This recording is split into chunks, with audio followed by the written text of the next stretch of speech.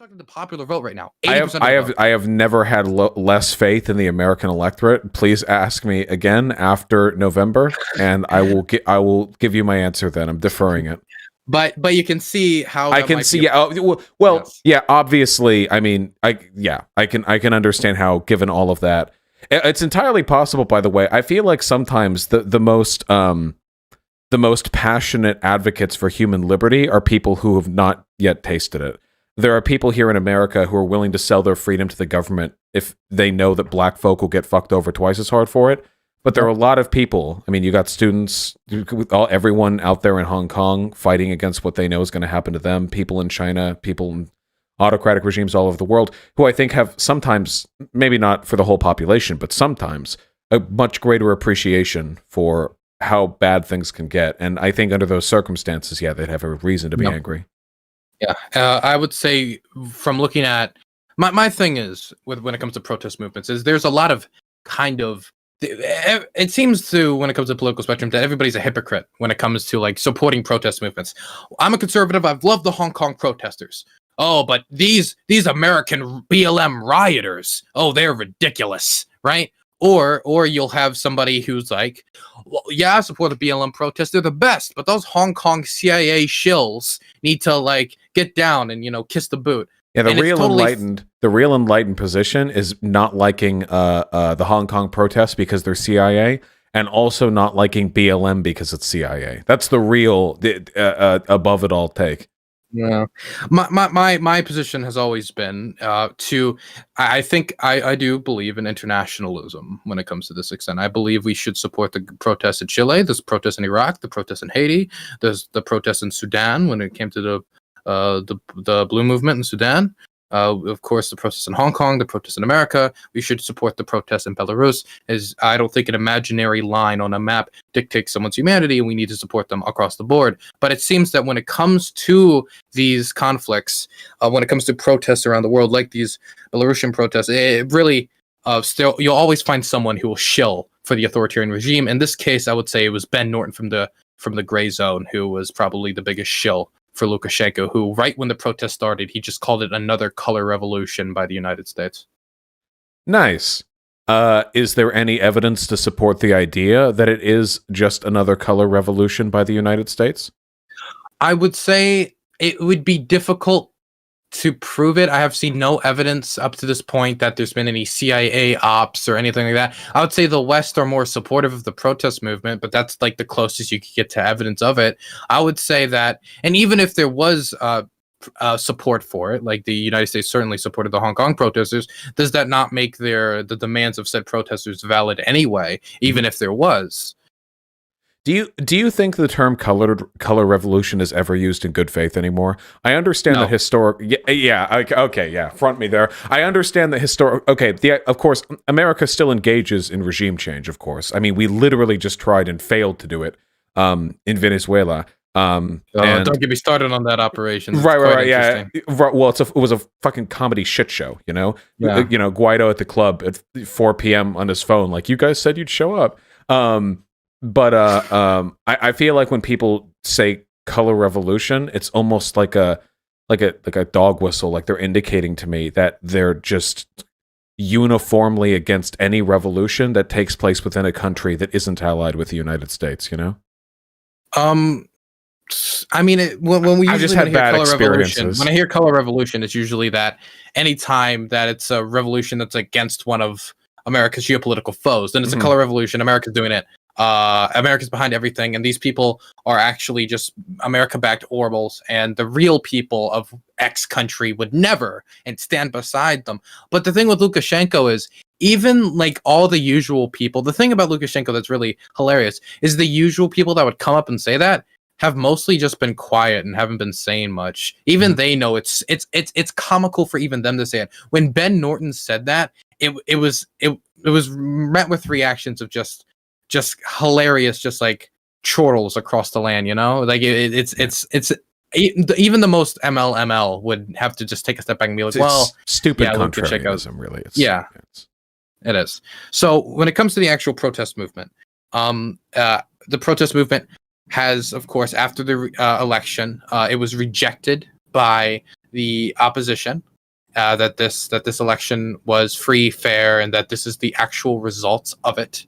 Mm-hmm. And so what ended up happening is they started protesting on the streets. They started, getting people out there. But the response they have received has been particularly brutal.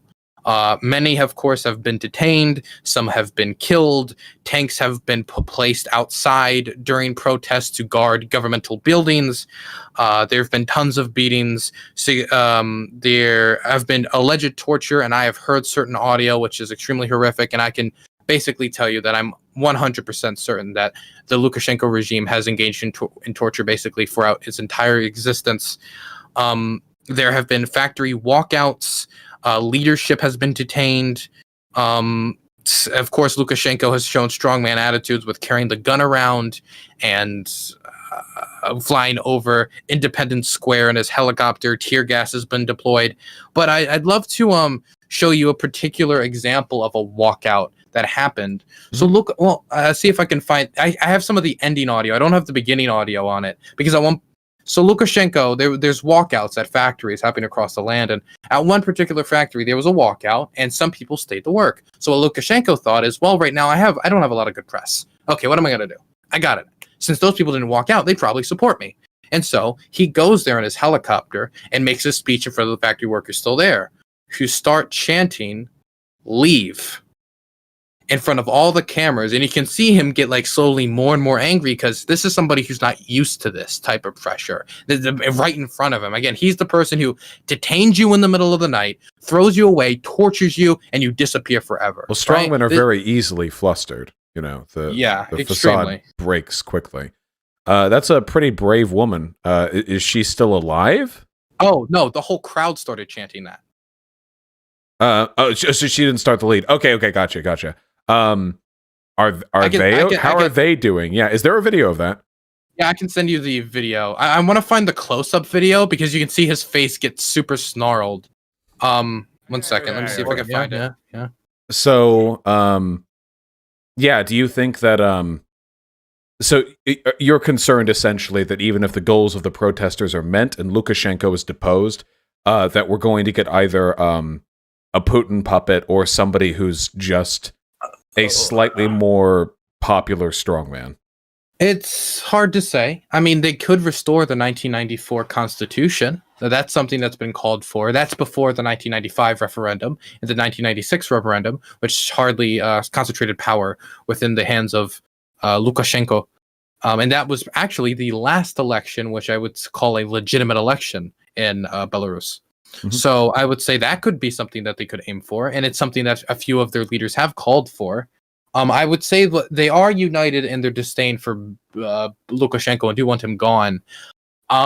Whether it comes to how he would be removed, I guess just constant pressure forcing him into a position where he basically has to step down is one option. But another option is the idea that Vladimir Putin puts pressure on him after enough time to say, okay, this isn't working. You step down, we'll replace you. But Lukashenko is also has extremely loyal police force and extremely loyal services. So it's hard to say, but I really, there hasn't been yet a clear united okay, you step down, then this happens, then this happens, and this happens. It's because it's still only been 4 weeks, so. Even though that seems like a while, it really isn't when you consider that their leadership, he's also been arresting and detaining. So it's kind of hard to make a plan when you're being tortured. Yeah, I would say so. So you're not optimistic then? I would say that this is the biggest breath of democracy Belarus has felt since, 1996. Or 1994. Gotcha. So it is element of Belarus that even approaches the qualifications for socialism, correct? The economy is not decommodified and is not owned by the working population?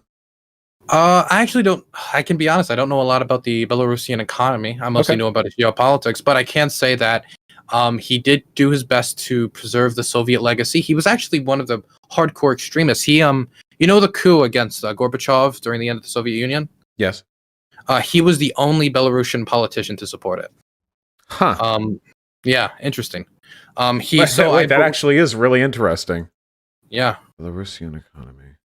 World's 72nd largest. I'll look into their economy. I'd be interested in that. Not, mind you, that the Soviet Union approached what I would call socialism. Yes. But, right. And I will say that yes? they did avoid something called economic shock therapy, which is probably the thing people point to the most when they're trying to give Lukashenko any credit on his economic policy. Gotcha. So he avoided the collapse of many of the Soviet satellite nations after they were no longer being propped up by the Soviet Union. Basically, in the collapse of the general economy completely. It was a lot of it was due to subsidized oil and other things. I mean, whatever works. Yeah. Privatization. State ownership restructuring began the first 40 enterprises. Let's see. In January 1993, the law, which should have become the basis for wide privatization in Belarus, Lukashenko outlined his plans for privatization of enterprises. Yeah, okay, sure, fair. Has anyone attempted to challenge him to the presidency over a game of hockey? No, but that would be extremely interesting. And I would make a great ending. I want like a Rocky type hockey game with Lukashenko, right? It's like when the opposition person wins, it like changed Belarus forever. That'd be great. Yeah. Okay. Fantastic. Please shout yourself out. Hello, my name is Dylan Burns. I am the foreign policy advisor for Michaela Wilkes and Senator Jill Carter. That's state senator, but I say senator because it sounds cooler. I also worked on the Mike Gravel presidential campaign as the Maryland state director and deputy regional director. I'm doing my own work recently with a bunch of different organizations, too many to mention. I'm looking at doing some organizing with, they want me to help basically organize with our revolution locally in a little bit. I'm going to be doing some stuff with that. I'm also making it easier for young candidates to vote with the city charter amendment, which has, after last week's meeting, has exactly 0 opposition and is looking to completely go through easily, which is the thing that actually stopped me from running for office 1 year ago. So you should be running. Thank you very much. You can find me when I stream, where I cover foreign policy content and host debate with right wingers mostly. I have a long catalog of right wingers. I know you're all lefties out there, but if you ever have an interest in watching lefties and righties go head to head, you can go head over to Dylan Burns TV on Twitch, which is DYLANBURNS TV, and on Twitter it's Dylan Burns 1776, which is DYLANBURNS 177. Or you can type !Dylan in chat. And that'll pop right up for you. There you go. Wow. Amazing. Yeah, I have a lot of respect for this guy. Please do check out his content. Thank you very much for coming on. I really do appreciate it. I hope to speak with you again soon. We still have to talk about the Afghanistan papers. I know it's a little bit late, but I want people to know. What was that? Like 4 months ago you asked me to come on for that? I'm sorry. If you've checked Twitter lately, I'm sure you can understand that I've been quite busy with everything.